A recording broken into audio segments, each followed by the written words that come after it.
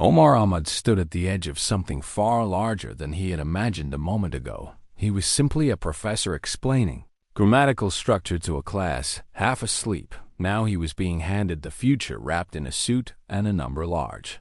Enough to unmake every financial worry he had ever known. Matthew Dios had appeared like a vision from another world. Dressed in a suit that cost more than Omar's car, smiling like he owned the very light in the room, and perhaps he did his offer was simple: translate the ancient and formal language of the fatal species during what might be the most important trade negotiation in human history. And Omar said, yes, of course. He said yes, but deep inside something old and forgotten stirred, as if the language he was about to speak remembered things no one else did. The next morning, the Dios Technology headquarters shimmered like something out of a dream. Too clean, too sharp. Every surface reflected a version of yourself that looked slightly better than the real thing. Omar stepped in wearing a new suit that still felt like borrowed skin. Matthew greeted him with a smile that had edges and assured him this was merely a preliminary meeting, formal, polite, nothing to worry about. The Fatal delegation arrived in silence and shine. BZ, the elder, looked like a living monument wrapped in ceremonial fabric, while his son Mohsen moved with insect precision and silence. The third was smaller, nervous, a legal advisor, who muttered to himself like someone afraid of forgetting ancient prayers. Omar greeted them in formal Fatal, and the elder responded not with modern dialect, but with something ancient, something that scratched at the edges of Omar's memory like a whisper, half remembered from a dream. As the meeting began, Omar quickly realized he was not translating words. He was navigating history. The Fatal were using ceremonial structures that matched no modern use patterns. They were speaking in the tongues of their ancestors, without fully understanding what the words meant, and Omar did understand because he had studied those echoes with Professor Juliet Roberts, who once called ancient syntax a fossilized heartbeat of a culture. The phrases used by BZ were not just formal, they were binding echoes of ancient law, and Omar found himself at the center of a ritual no one else knew was being performed. The meeting ended badly. BZ declared humanity not yet ready for true commerce and left with an insult wrapped in archaic formality. But Omar knew what it truly meant, and it meant opportunity, if he dared to reach for it. That night, Omar rushed to see Professor Roberts. Her office, a temple of chaos and brilliance stacked high with books, pads, and fragments of thought. She had known, she said, she had seen the truth buried in the Fatal language since first contact, but no one listened because no one understood that ancient phrases were more than poetic relics. They were still law, still active, still binding.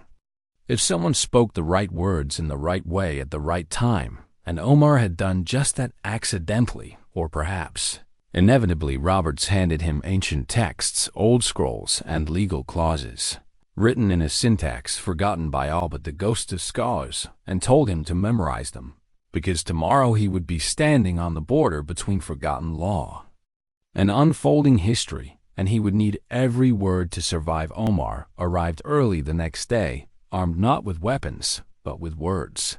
Ancient, precise, powerful. The moment the Fatal delegation entered, he invoked a clause so old it predated the collapse of their first empire, and everything changed. The air shifted, the legal advisor paled and stammered, and BZ froze like a statue, cracked by the wind. Mohsen watched with something like admiration dawning in his eyes. Dios was confused but intrigued, and Bates, the rival CEO who had arrived uninvited, was momentarily silenced. The old ways, Omar said, demanded respect, demanded ritual, demanded that once invoked, the path must be walked to its end, and they could not deny him, because to do so would be to deny their own laws and their own legitimacy.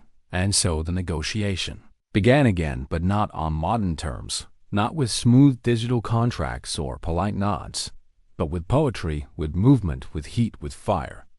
What followed was madness and meaning fused in one, a ritual negotiation framed by ancient corporate combat in which symbolic gestures held the power of binding law. Dios and Mohsen danced a battle of deprecating assets, interpreting financial statements through posture and spin, and leaped the floor, heated with every correct move.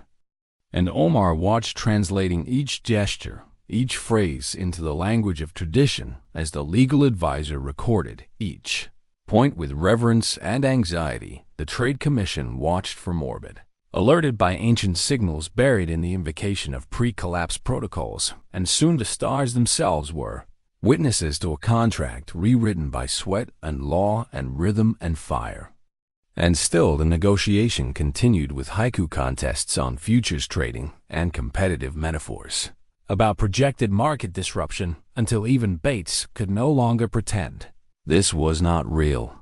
This was not happening. This was not binding and unbreakable.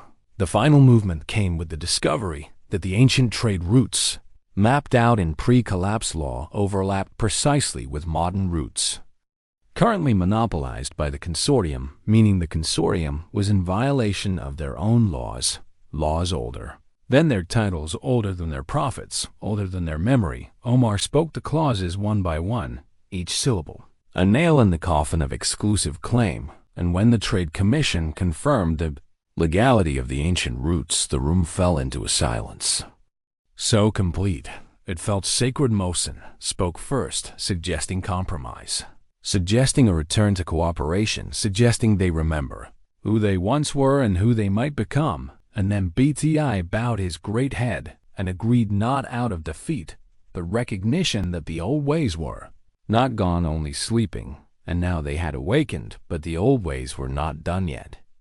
They demanded a feast, the ritual of mutual compromise, a ceremonial potluck where each party must bring a dish representing their values, their goals, their identity. The fatal prepared live delicacies that shimmered and slithered, while Professor Roberts contributed spring rolls and insight, and Bates brought something safe and bland and called it tradition. Omar brought sandwiches, because sometimes comfort is the truest symbol of connection.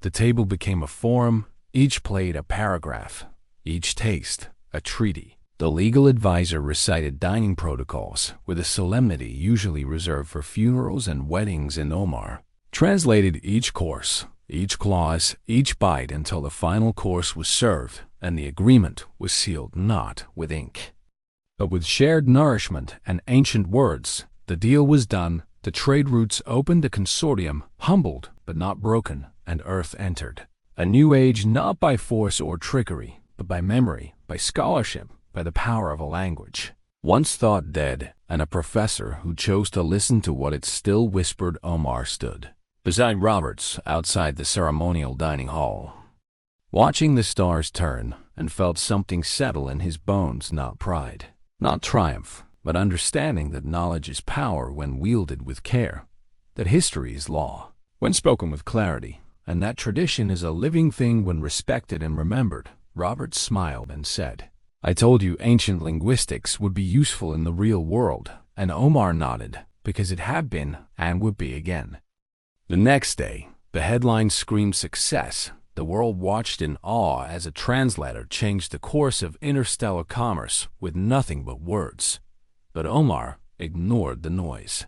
He returned to his classroom, greeted his students with a smile, and resumed his lecture on the order of modifiers in alien syntax, knowing that somewhere in the crowd another listener might be waiting, another voice that might someday speak the old words in a new way and open a door none of them yet knew existed, because the past is never truly gone, and the old ways are never truly silent. They wait, they listen, they remember, and when the moment is right, they speak.